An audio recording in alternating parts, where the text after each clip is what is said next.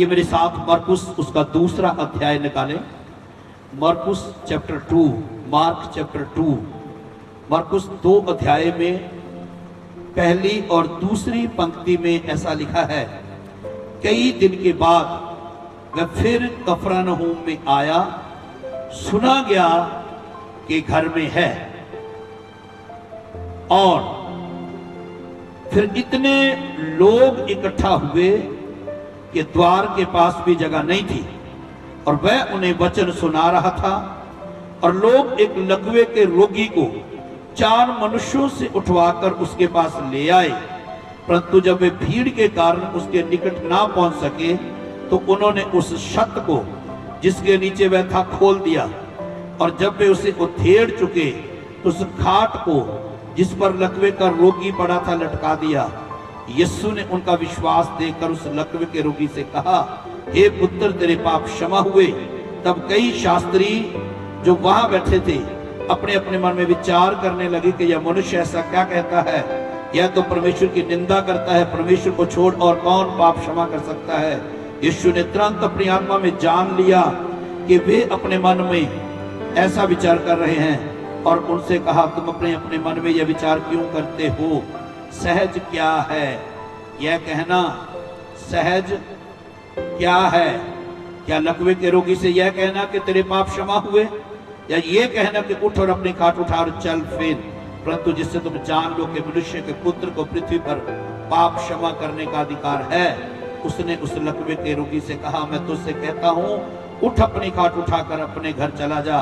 वह उठा और तुरंत अपनी खाट उठाकर सबके सामने निकल कर चला गया। इस पर सब चकित हुए और परमेश्वर की बड़ाई करके कहने लगे, हमने ऐसा कभी नहीं देखा। आमीन बोलिए।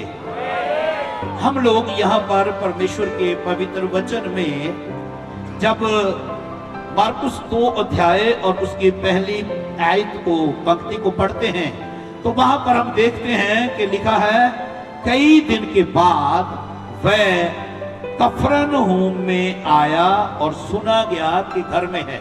ये यीशु के बारे में लिखा है, यीशु मसीह के बारे में लिखा है। और प्रभु यीशु मसीह के बारे में ये लिखा है कि वह फिर कफरनहूम में आया। इसका मतलब पहले भी यीशु मसीह कफरनहूम एक जगह है वहां पर आया था, आया होगा। और 2020 साल पहले जो यीशु इस दुनिया में आया, वो आज से 2000 साल पहले एक घर में जब आया तो लोग इकट्ठा हुए, और द्वार के दरवाजे के पास भी जगह नहीं थी, और वह उन्हें वचन सुना रहा था। क्या सुना रहा था? आपको मालूम है, जिस घर में यीशु था वहां पर लोग आए हैं, और वो लोग यीशु के कारण आए हैं। वो लोग यीशु के कारण आए हैं, और जब वो आए हैं तो यीशु उनको वचन सुना रहा था। क्या सुना रहा था? किसका वचन? बाइबल में लिखा है, यूहन्ना रचित सुसमाचार 1 अध्याय उसके पहले वचन में, आदि में वचन था, वचन परमेश्वर के साथ था, वचन ही परमेश्वर था। और 14 में लिखा है, आदि में वचन था, पहले वचन में लिखा है, वचन परमेश्वर के साथ था। ध्यान से सुनना, यीशु लोगों को वचन सुना रहा था। क्या सुना रहा था? और लोग यीशु के वचनों को सुन रहे थे। और लिखा है, वचन जो है, आदि में वचन था, वचन परमेश्वर के साथ था, वचन परमेश्वर था, यही आदि में परमेश्वर के साथ था। तीसरे वचन में लिखा है, सब कुछ उसी के द्वारा उत्पन्न हुआ, और जो कुछ उत्पन्न हुआ है उसमें से कोई भी वस्तु उसके बिना उत्पन्न नहीं हुई। चौथे में लिखा, उसमें जीवन था, और जीवन मनुष्यों की ज्योति था। आमीन बोलिए। शुरू में जब कुछ भी नहीं था तो वचन था, वचन के द्वारा सृष्टि की रचना की गई। जो नहीं था वो आना शुरू हुआ। आकाश, सूर्य, चांद, तारे, पेड़, पौधे, जीव जंतु, वचन बोला गया, सब कुछ अपने आप बनता ही चला गया। आमीन बोलिए। आदि में वचन था, इसका मतलब वचन जब पेश किया जाता है, जो चीजें नहीं हैं, वचन की सामर्थ्य उन चीजों को पैदा करती है। वचन की सामर्थ्य उन चीजों को उत्पन्न करती है। इसलिए लिखा है, सब कुछ, जो कुछ भी उत्पन्न हुआ, जो कुछ भी पैदा हुआ, किससे पैदा हुआ? वचन से। हालेलुया बोलिए। किससे पैदा हुआ? सारे बोलो, किससे पैदा हुआ? आज अगर आप मसीह यीशु में नया जन्म पाए हैं, तो आपने ऐसे नहीं पाया, आपने भी उस वचन से जिसका नाम यीशु है, आपने उसके द्वारा नया जन्म पाया है। आपको नया जन्म प्राप्त हुआ है, और नया जन्म यीशु के द्वारा आपके जीवन में उतर के आया। और लिखा है, जब आपने नया जीवन पाया, नया जन्म पाया है, तो आपने जीवन पाया है। आपने जीवन पाया है तो आपने ज्योति को पाया है, प्रकाश को पाया है। और वचन कहता है, 14 में लिखा है, वचन देहधारी हुआ। वचन शरीर लेकर दुनिया में आ गया। वचन अनुग्रह को लेकर आया। वचन सत्य को लेकर आया, सत्य से परिपूर्ण हुआ। वचन महिमा को लेकर आया। सब बोले हालेलुया। प्रभु यीशु ने कहा, आकाश और पृथ्वी टल जाएंगे, लेकिन मेरा वचन कभी नहीं टलेगा। प्रभु यीशु ने कहा, मनुष्य केवल रोटी ही से जिंदा नहीं रहता, परंतु हर एक उस वचन से जो यहोवा के मुंह से निकलता है। उसके वचन में पावर है, उसके वचन में सामर्थ है, उसके वचन में वो पावर है जो चीजें है नहीं, उनको पैदा कर देता है। आमीन बोलिए। हालेलुया। जिससे बोले हालेलुया। प्रभु यीशु ने कहा, आकाश और पृथ्वी टल जाएंगे, परंतु मेरी बातें कभी ना टलेंगी। प्रभु यीशु के कहने का मतलब है, आकाश टल जाएगा, पृथ्वी टल जाएगी, लेकिन मेरा वचन कभी नहीं टलेगा। और उसने कहा, इस दुनिया में आने के बाद प्रभु यीशु ने कहा, मैं पकड़वाया जाऊंगा, मैं क्रूस पे टांग दिया जाऊंगा, मैं मारा जाऊंगा, और मैं फिर तीसरे दिन मृतकों में से जी भी उठूंगा। आमीन बोलिए। जो वचन प्रभु यीशु ने कहा, मैं पकड़वाया जाऊंगा, समय आने पर यीशु मसीह को पकड़ दिया गया। उसमें कोई पाप नहीं था, लेकिन हमारे पापों के कारण यीशु मसीह को पकड़ दिया गया। प्रभु यीशु को क्रूस पे टांग दिया गया।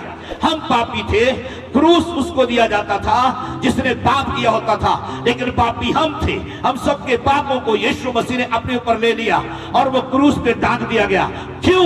क्योंकि उसने कहा था कि मनुष्य का पुत्र पापियों के हाथ में पकड़वाया जाएगा। और प्रभु यीशु को पकड़ दिया गया, और मेरे और आपके पाप के कारण यीशु मसीह को क्रूस पे टांग दिया गया। और जब यीशु मसीह को सलीब पे टांग दिया गया, यीशु मसीह की मृत्यु हुई। यीशु मसीह ने कहा, सुनो, मुझे अपना प्राण देने का अधिकार है और उसे वापस लेने का भी अधिकार है। और वो वचन पूरा हुआ, वो वचन पूरा हुआ। प्रभु यीशु मसीह ने अपने प्राण को हमारे लिए दे दिया। और प्रभु यीशु मसीह की मृत्यु हुई, और मृत्यु के बाद यीशु मसीह को कब्र में रख दिया गया। जब कब्र में रखा गया, वहां पर पहरेदार बैठा दिए गए, पत्थर रख दिया गया, लेकिन यीशु ने कहा था, मैं तीसरे दिन मुर्दों में से, चिल्ला के बोलिए, मैं। ना पत्थर रोक पाया, ना सिपाही रोक पाए, ना पहरेदार रोक पाए। यीशु मसीह का वचन पूरा हुआ, और वो तीसरे दिन मृतकों में से जो जी उठा, वो आज भी जिंदा है। जो तीसरे दिन मुर्दों में से जिंदा हुआ, वो आज भी जिंदा है। इसलिए प्रकाश वाक्य 1:18 में लिखा है, मैं मर गया था और देख मैं जिंदा हूं, और मैं युगानुयुग जिंदा हूं, और मृत्यु और अधोलोक की कुंजियां मेरे ही पास है। आमीन बोलिए। यीशु तीसरे दिन मुर्दों में से जी उठा। मैं आपको कुछ बता देना चाहता हूं, उसका वचन पावरफुल है, उसके वचन में सामर्थ है, और वो वचन स्वयं प्रभु यीशु मसीह है। यदि आप आज वचन सुनने के लिए आए हैं, उसका वचन आपके जीवन के अंदर बदलाव लेके आएगा। उसका वचन आपको नए सिरे से पैदा करेगा। उसका वचन आज आपके जीवन से पुरानी बातों को निकाल देगा और नई बातों को उत्पन्न करेगा। उसका वचन आपकी जिंदगी को बदल देगा। जितना बड़ा आमीन उतनी बड़ी ब्लेसिंग है कलीसिया। उसके वचन में पावर है, उसके वचन में सामर्थ है। और लिखा, लोग वचन सुन रहे थे और यीशु मसीह लोगों को वचन सुना रहा था। प्रभु यीशु मसीह ने जब 40 दिन 40 रात की प्रार्थना, फास्टिंग प्रे, उपवास किया, शैतान आया, आकर कहने लगा इन पत्थरों से बोल कि ये रोटी बन जाए। यीशु मसीह ने कहा, मनुष्य केवल रोटी ही से जिंदा नहीं रहता, परंतु हर एक उस वचन से जो यहोवा के मुंह से निकलता है। इसका मतलब जीवन रोटी में नहीं है, जीवन वचन में है। जीवन वचन में इसलिए लिखा, उसमें जीवन था और वो जीवन मनुष्यों की ज्योति था। आमीन बोलिए, हालेलुया। लोग वचनों सुन रहे थे और वो लोगों को वचन सुना रहा था। वो एक घर था जहां लोग वचन सुनने के लिए आए हैं, लेकिन बाइबल कहती है इतने लोग जमा हुए कि द्वार के पास, दरवाजे के पास भी जगह नहीं थी। इतने लोग जमा हुए और वह वचन सुना रहा था। तो लोग एक लकवे के रोगी को, यानी कि एक अधरंगी नू, जिन्हों अधरंग हो चुकिया सी, 4 मनुखा कोलों चकवा के लेके आए। कितने कोलों? ये 4 आदमी कब उठाते हैं? अर्थी चुक देने जो, जब आदमी मर जाता है। लेकिन ये जिंदा को उठाकर लाए हैं, 4 पाई पे लाए हैं, 4 आदमी लेकर आए हैं। ये जो 4 आदमी लेकर आए हैं, ये एक ऐसे व्यक्ति को लेके आए हैं जिसको पैरालाइज हो चुका था, जिसको अधरंग हो गया था। इसका मतलब समझते आप? आज मैं बड़ी एक अहम बात का खुलासा करने वाला हूं। अगर किसी को पैरालाइज हो जाता तो वो डॉक्टर के पास जाता है। अगर किसी को पैरालाइज हो जाता तो वो कई तरह के इलाज, देसी अंग्रेजी इलाज करवाता है। लेकिन इस पैरालाइजिस को, इस अधरंगी को यीशु के पास लाया गया। मालूम है क्यों? क्योंकि ये अधरंगी जिसको यीशु के पास लाया गया है, इस अधरंगी का विश्वास इतना बड़ा है कि ये जानता है जब मैं यीशु के पास चला जाऊंगा मैं अपनी बीमारी से चंगा हो जाऊंगा। और जो इसको लेकर आए हैं वो भी ये जानते हैं कि जब ये यीशु के पास जाएगा अपने रोग से क्या हो जाएगा? चंगा हो जाएगा। तो लिखा 4 लोगों से उठवा कर ले, जब उसके पास ले आए तो लिखा है भीड़ के कारण उसके निकट ना पहुंच सके। भीड़ के कारण, किसके कारण? सारे बोलो, किसके कारण? जहां यीशु मसीह खड़े हैं वहां पर प्रचार कर रहे हैं यीशु मसीह, और एक बड़ी भीड़ है। अब भीड़ के कारण वो 4 पाई पे लाए हुए व्यक्ति को यीशु तक नहीं पहुंचा सके, पर उन्होंने अपनी कोशिश को नहीं छोड़ा। उन्होंने अपनी कोशिश को नहीं छोड़ा। उन्होंने उस आदमी को पहुंचाना है यीशु मसीह के पास। अब आप ध्यान से सुनिए, उन्होंने क्या किया? वो वेट कर सकते थे, इंतजार कर सकते थे, जब यीशु मसीह प्रचार खत्म करेगा तब मिल लेंगे, इंतजार कर सकते थे। लेकिन उन्होंने इंतजार नहीं किया, उसको यीशु के पास पहुंचाने के लिए जल्दी की और वो छत पे चले गए और छत को खोल दिया। किसको खोल दिया? इसका मतलब उनके कहने का, सुनिए, उनका मानना है अगर दरवाजे से रास्ता नहीं मिल रहा तो हम एक और दरवाजा तैयार कर सकते हैं। हालेलुया बोलिए। मेरी बात को ध्यान से सुनना। कैसे भी उस व्यक्ति को यीशु के पास पहुंचाना है, यह काम था उन 4 लोगों का।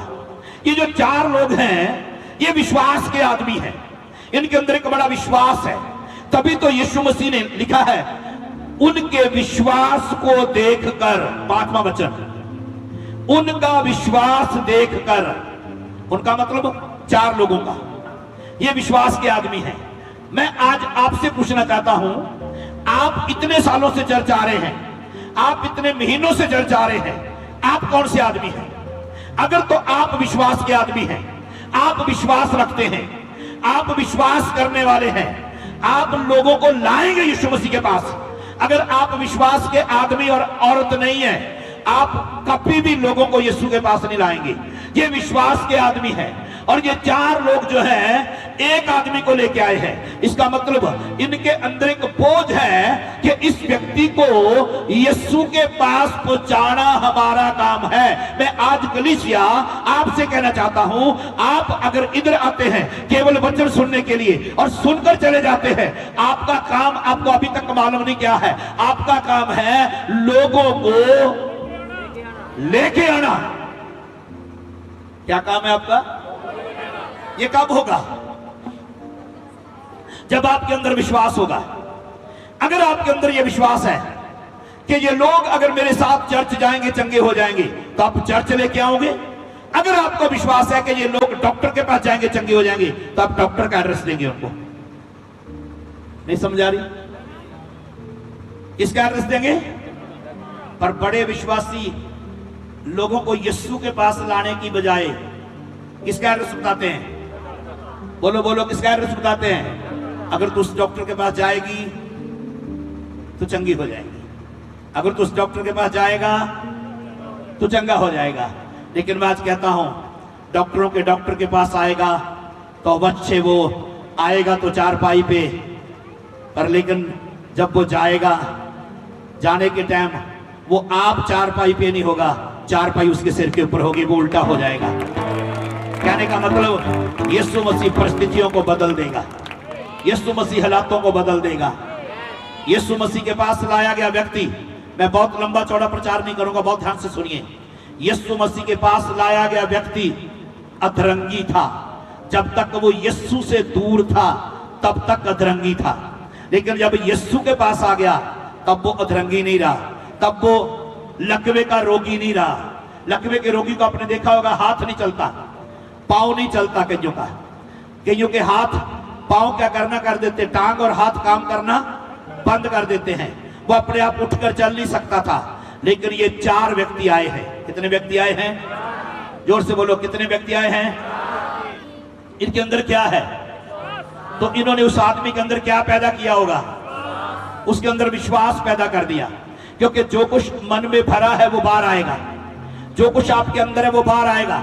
अगर आप विश्वास करने वाले हैं तो बाइबल में लिखा, विश्वास करने वालों के लिए सब कुछ हो सकता है।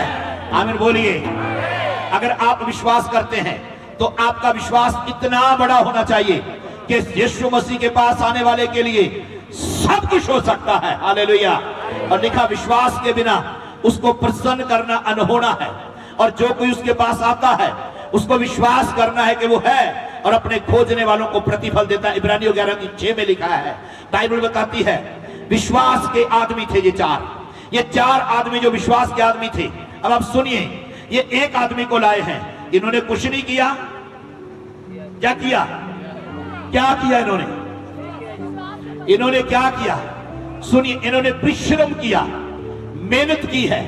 आज चर्च के अंदर बड़े लोग दिखने में बड़े साफ सुथरे दिखाई देते हैं, लेकिन वो खुद पैरालाइज है। उनको विश्वासी है, उनको खुद को पैरालाइज हो चुका है। जिसको खुद को पैरालाइज हो चुका है, जिसको खुद को अधरंग हो गया है, वो यीशु के पास नहीं है, वो यीशु से दूर है। और वो जिसको पैरालाइज हो चुका है वो अपने आप नहीं आ सकता। आज कलीसिया के अंदर लोगों का काम है कि वो लोगों को लेकर आए, लेकिन बड़े पुराने लोग हैं यहां पर बैठे हुए, उनको ऐसा अधरंग मार गया कि आज जरूरत पड़ी हुई है कि उनको कोई लेकर आए, उनको कोई समझाए, उनको कोई कहे कि तू चर्च आया कर, तू कलीसिया जाया कर, तू चर्च अटेंड कराया कर। मैं आपको कहना चाहता हूं, अगर आपको अंदरूनी आत्मिक रीति से पैरालाइज हो चुका है तो आज मैं यीशु के नाम से कमांड करता हूं, आपका पैरालाइज आपको छोड़ के चला जाए, आपका अधरंग आपको छोड़ के चला जाए, आपकी बीमारी आपको छोड़ के चली जाए, ताकि आपकी परिस्थितियां बदल जाए, आपके हालात बदल जाए। शायद आपके हालात बिगड़े हुए हैं, शायद आपकी परिस्थितियां बिगड़ी हुई हैं। आज वो आपको आपके पैरालाइज से चंगा करना चाहता है, आपके अधरंग से आपको चंगा करना चाहता है। सबसे पहले आपको चंगा करना चाहता है। जो 4 आदमी लेके आए हैं उनको खुद को पैरालाइज नहीं है, याद रखना। जो खुद को पैरालाइज नहीं है उनको, जो 4 आदमी एक आदमी को उठा के लेके आए हैं उनको अधरंग नहीं है, वो अधरंगी। तो अगर आप किसी को नहीं लेके आ रहे तो आप किस लिस्ट में आते हो? किस लिस्ट में आते हो? अधरंगियों की लिस्ट में आते हो आप। आपको धरंग मार चुका अंदर से, आप अंदर से आपकी टांग बाजू काम करना बंद कर चुकी है। जब नए नए लोग आते हैं चर्च में, वो लोगों को घसीट घसीट के लाते हैं, लोगों को सुसमाचार सुनाते हैं, लोगों को लेकर आते हैं। याद रखना, आज का मेरा संदेश का जो मेन जो नींव है वो ये है कि एक ऐसा विश्वासी बने, एक ऐसा विश्वास करने वाले बने, एक ऐसा बिलीवर बने, ऐसा विश्वासी बने कि लोगों को उठा उठा कर प्रभु के पास लेकर आने वाले बने। हालेलुया। लेकिन ये होगा कब? जब आपके अंदर विश्वास होगा, आपके अंदर विश्वास होगा। लेकिन उल्टा हो रहा है, लोगों का विश्वास दिन प्रतिदिन किस पे? मेडिसिन पे, डॉक्टर पे, लोगों पे विश्वास बढ़ता जाता है, यीशु से टूटता जाता है। लेकिन बाइबल कहती है, यीशु ने कहा चला जा, जैसा तेरा विश्वास है वैसा तेरे साथ हो जाए। अंधे से कहा और वो तुरंत देखने लगा। आमीन बोलिए। विश्वास का आदमी बने, विश्वास की औरत बने। और वो विश्वास की ही औरत थी जब यीशु मसीह याईर के घर को जा रहा था। भीड़ तो यीशु के पीछे बहुत चल रही थी, लोग तो यीशु पे गिर रहे थे, लेकिन ना तो गिरने वालों के बारे में यीशु ने बात किया, ना तो भीड़ के बारे में यीशु ने बात किया। यीशु ने तो उस औरत के बारे में बात किया जो विश्वास की औरत थी और उसको लहू बहने का रोग था, और वो 12 साल से लहू बहने के रोग से पीड़ित थी। जब उसने आकर यीशु के कपड़े को छू लिया, वो अपने रोग से चंगी हो गई, तुरंत चंगी हो गई। यीशु मसीह खड़ा हुआ, उस औरत को ढूंढने लगा और वो डरती और कांपती हुई आई और यीशु मसीह के कदमों में गिर गई, सब हाल सच सच बता दिया। तब बाइबल बताती है यीशु ने उसको बेटी कहा, बेटी कहा यीशु मसीह ने। वो विश्वास की औरत थी। आप कौन है? अपने बारे में सोचिए। आप कैसे हैं? अपने बारे में सोचिए। क्या आप वो भीड़ तो नहीं जो यीशु के पीछे चल रही थी? आप विश्वास की औरत बन सकते हैं। और वो विश्वास की औरत थी। कैसी औरत थी? जोर से बोलो, कैसी औरत थी? भीड़ के पीछे चलोगे तो खो जाओगे, यीशु के पीछे चलोगे तो अपनी बीमारी से चंगे होके वापस जाओगे, अपनी कमजोरी से वापस चंगे होके जाओगे। और वो औरत विश्वास की औरत थी जो 12 साल से लहू बहने के रोग से पीड़ित थी, लेकिन वो क्या हो गई? जोर से बोलो। जक्कई भीड़ को देखने के लिए पेड़ पे नहीं चढ़ा था, जक्कई यीशु को देखने के लिए पेड़ पे चढ़ा था। और जब उसने यीशु को देखने के लिए पेड़ के ऊपर चढ़कर दर्शन करने की कोशिश की तो यीशु मसीह नीचे आकर खड़ा हो गया और उसने कहा, जक्कई छत नीचे उतरा, क्योंकि मुझे आज तेरे घर में जाना अवश्य है। मैं आपको कहना चाहता हूं, जक्कई भीड़ देखने के लिए नहीं चढ़ा था, जक्कई यीशु को देखने के लिए चढ़ा था। भीड़ तब भी यीशु के साथ थी। आप भीड़ में चलोगे, भीड़ में खो जाओगे, लेकिन जक्कई की तरह यीशु के दर्शन करने वाले, उस औरत की तरह यीशु के पीछे चलकर उसके कपड़े को छूने वाले बने, ताकि आपके रोग से आपको चंगाई मिल सके। और बाइबल कहती है भीड़ के कारण वो उस लकवे के रोगी को यीशु के पास ना पहुंचा सके, भीड़ के कारण। लेकिन उन्होंने छत पे जाकर छत को खोल दिया। इसको खोल दिया। उन्होंने कुछ किया कि नहीं किया? आप क्या कर रहे हो लोगों को बचाने के लिए? वो तो कुछ कर रहे थे। क्यों कर रहे थे? बाइबल कहती है विश्वास बिना कार्य के मरा हुआ है। विश्वास बिना कर्मों के, बिना काम के मरा हुआ है। वो लोग काम कर रहे थे। क्या कर रहे थे? वो जोर से बोलो, क्या कर रहे थे? क्या काम कर रहे थे? 4 जने की कम कर रहे थे? उस लकवे के रोगी को यीशु के पास पहुंचाने के लिए पहले वो उसकी चारपाई को उठाते हैं, फिर वो चारपाई को उठाकर छत पे चढ़ाते हैं। छत पे चढ़ाने के बाद छत को खोलते हैं। छत को खोलने के बाद चारपाई को नीचे लटकाते हैं। कुछ कर रहे थे कि नहीं कर रहे थे? कौन है वो 4 आदमी? बोलो, विश्वास के आदमी हैं। आप कौन है? आप कौन? अपने बड़े बड़े में देखिए। अगर आप विश्वास के आदमी हैं तो आपको कुछ ना कुछ करना ही। क्या कर रहे हैं? कुछ नहीं। आते हैं, बैठते हैं, सुनते हैं, चले जाते हैं, कुछ नहीं कर रहे। जब तक आप कुछ करोगे नहीं तब तक यीशु कभी भी आपसे बात नहीं करेगा।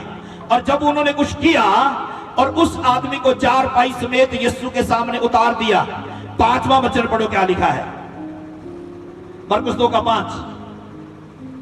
यीशु ने उनका विश्वास देखकर यीशु ने उनका विश्वास देखकर, उनका, उसका नहीं, उनका, उस आदमी का नहीं, उनका, जो 4 आदमी उठा के लेके आए थे एक आदमी को। समझ आ रही है बहनों, समझ आ रही तो भाइयों, आपको समझ आ रही है? 4 आदमी का विश्वास देखकर उस लकवे के रोगी से कहा, हाँ, उस लकवे के रोगी से कहा, हाँ, हे पुत्र, तेरे पाप क्षमा हुए। विश्वास किनका देखा? 4 लोगों का। विश्वास किनका देखा? आपका विश्वास कैसा है? आपके पड़ोस में पड़ा हुआ व्यक्ति बीमारी से पीड़ित पड़ा है, आपका विश्वास कैसा है? आप किसका एड्रेस देते हो? ये 4 आदमी एक आदमी को लेके आए हैं, इसका मतलब आपका काम है लोगों को, जोर से बोलो, लोगों को। लेकिन आप तो खुद ही नहीं आते, कभी आते कभी नहीं आते, कभी आते कभी नहीं आते, कभी आते कभी। आपका काम है लोगों को लेके आना। Hallelujah, hallelujah, hallelujah. और किसके पास लाना? इसका मतलब पता क्या है? इसका मतलब जब तक वो व्यक्ति यीशु को स्वीकार नहीं कर लेता, आपने उसका पीछा नहीं छोड़ना। हालेलुया। जब तक वो व्यक्ति यीशु का नहीं हो जाता, जिसको आप चर्च के बारे में बता रहे हैं, जिसको आप यीशु के बारे में बता रहे हैं, जब तक वो यीशु का नहीं हो जाता तब तक आपको उसका पीछा नहीं छोड़ना। जब वो यीशु का हो जाएगा, आप यीशु के हैं और वो यीशु का हो जाएगा, फिर वो लोगों को लाएगा, वो भी लेके आएगा। जब आप लाएंगे वो भी लाएगा, फिर और भी वो लाएगा, वो भी यीशु का हो जाएगा, फिर वो भी लाएगा। ये चर्च दिन प्रतिदिन बढ़ता और बढ़ता और बढ़ता और बढ़ता और बढ़ता और बढ़ता चला जाएगा। आमीन बोलिए, हालेलुया, हालेलुया। चर्च के लोगों का काम है लोगों को यीशु के पास लेके आना, लोगों को यीशु के पास लेके आना। और उस लकवे के रोगी को जब लाया गया, चारपाई समेत खाट पर लटका कर सामने यीशु के उतार दिया गया, यीशु ने कहा तेरे पाप क्षमा हुए।